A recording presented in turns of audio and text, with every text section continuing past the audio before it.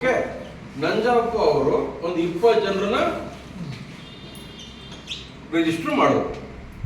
Okay, 20 ಜನರನ್ನ register ಮಾಡೋದು. ಇವ್ರು ಏನ್ ಮಾಡ್ತಾರೆ, ಅವ್ರ ಮನೆಗೆ ಬೇಕಾಗಿರೋದನ್ನ ಪರ್ಚೇಸ್ ಮಾಡಿ ಆನಂದವಾಗಿದ್ದಾರೆ.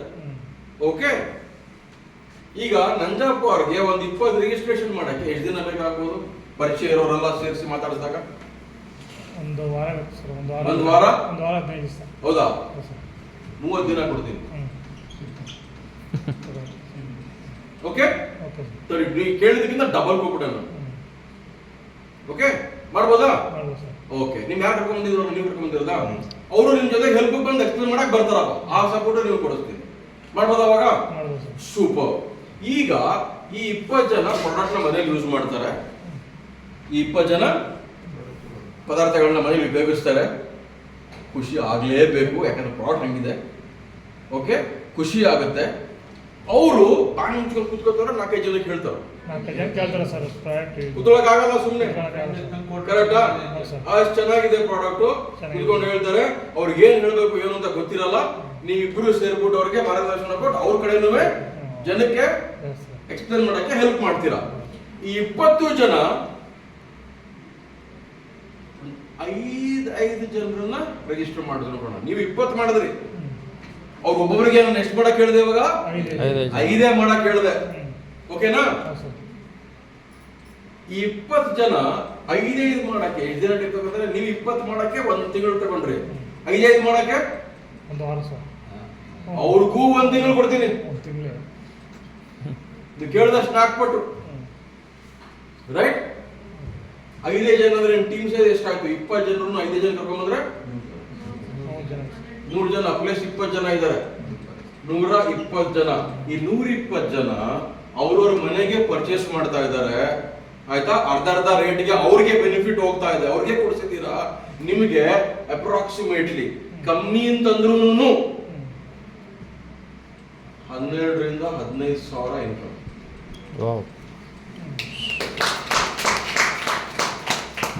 ಯಾರು ಕೊಡ್ತಾರೆ? ಅವ್ರಿಗೆ ಬೆನಿಫಿಟ್ ಕೊಡಿಸಿದ್ದೀರಾ, ಡಿಸ್ಕೌಂಟ್ ಅವ್ರಿಗೆ, ಫ್ರೀ ಪ್ರಾಡಕ್ಟ್ ಅವ್ರಿಗೆ, 6 ತಿಂಗಳಿಗೆ 12 ತಿಂಗಳಿಗೆ ಬರೋ ಬೆನಿಫಿಟ್ ಅವ್ರಿಗೇನೆ, ಬ್ಯಾಂಕ್ಗೆ ತಿಂಗಳ ಹೋಗೋ ಕ್ಯಾಶ್ ಬ್ಯಾಕು ಅವ್ರಿಗೇನೆ ಕೊಟ್ಟು ನಿಮಗೂ ಇಷ್ಟು ಇನ್ಕಮ್ ಬರುತ್ತೆ ಅಂತಂದ್ರೆ ಯಾಕೆ ಮಾಡಬಾರ್ದು? ಸಿಂಪಲ್.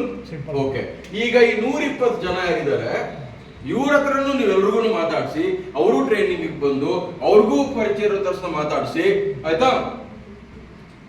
3 ಜನರನ್ನು ಮಾಡಿದ್ರು. ನಮ್ಮ ಅಣ್ಣ, ನಮ್ಮ ಆಂಟಿ, ನಮ್ಮ ಮನೆ ಪಕ್ಕದ ಮನೆಯವರು. ಆಗಲ್ವೇನ್ರಿ? ಸಿಂಪಲ್. ಆಗತ್ತೋ ಇಲ್ವೋ? ಒಬ್ಬೊಬ್ರು 3 ಜನರನ್ನು ಮಾಡಿದ್ರು. ಇವ್ರಿಗೆ ಎಷ್ಟು ಟೈಮ್ ಬೇಕಪ್ಪ? 3 ಜನ ಕರ್ಕೊಬರಕ್ಕೆ ಒಂದು ವಾರ. ತಗೊಳ್ಳಿ, 1 ತಿಂಗಳು ಅವ್ರಿಗೂ ಕೊಡ್ತೀನಿ.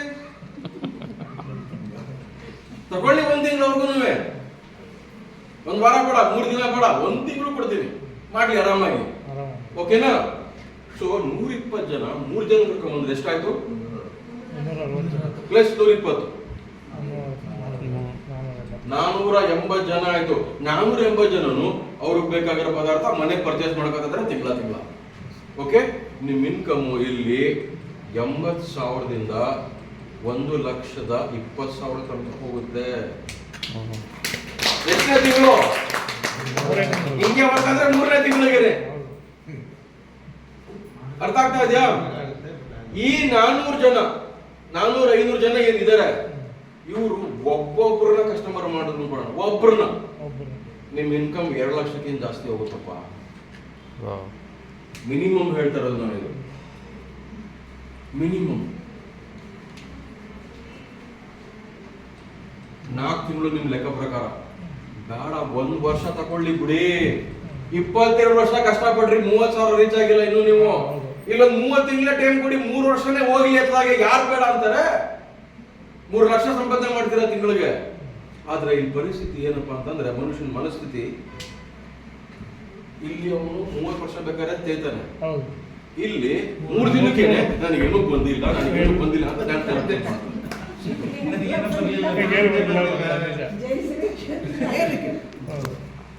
ಕೊಡಿ ಟೈಮು. ನೀವು ಕಷ್ಟ ಪಡೋದನ್ನ ಪಡ್ತಾ ಇರಿ. ಎಲ್ಲ ಮೀಟಿಂಗ್ ನೋಡ್ಬೇಕು. ಇವರೆಲ್ಲ ಬೆಳೆದಿರೋದು ಏನಕ್ಕೆ ಗೊತ್ತಾ?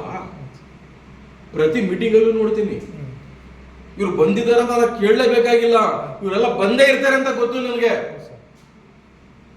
ಅರ್ಥ ಆಗ್ತಾ ಇದೆ ನಾನು ಹೇಳ್ತಿರೋದು? ಬಂದೇ ಇರ್ತಾರೆ.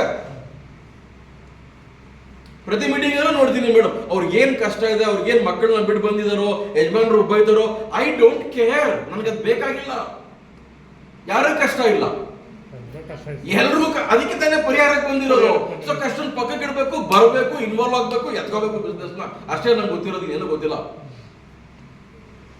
ಇವತ್ತು ಬಸ್ಸಲ್ಲಿ ಬಂದಿರ್ಬೋದು, ಟೂ ವೀಲರ್ ಅಲ್ಲಿ ಬಂದಿರ್ಬೋದು, ಹಿಂಗೆ ಬರ್ತಾ ಬರ್ತಾ ಬರ್ತಾ ಬರ್ತಾ ಒಂದೆರಡು ವರ್ಷದಲ್ಲಿ ಕಾರ್ ಬರಕ್ಕೆ ಶುರು ಮಾಡ್ತಾರೆ. ಅದೇ ವ್ಯತ್ಯಾಸ ಬರಬೇಕು. ಅಕ್ಕಪಕ್ಕ ಇರೋರು ಕಾರಲ್ಲಿ ಹೆಂಗ್ ಓದಿದ್ರು ಇವಳು, ಹೆಂಗ್ ಕಾರ್ ತಗೊಂಡ್ರು ಅಂತ ತಲೆ ಕೆಡ್ಸ್ಕೋಬೇಕು ಅವಾಗ ಅವರು. ಅದು ನಾವು ಮಾಡ್ಬೇಕಾಗಿರೋದು. ಅದು ಬಿಟ್ಬಿಟ್ಟು ನಮಗ್ ದೇವ್ರ ಹಿಂಗ್ ಮಾಡ್ಬಿಟ್ಟ, ಅವನು ಕೊಟ್ಬಿಟ್ಟ,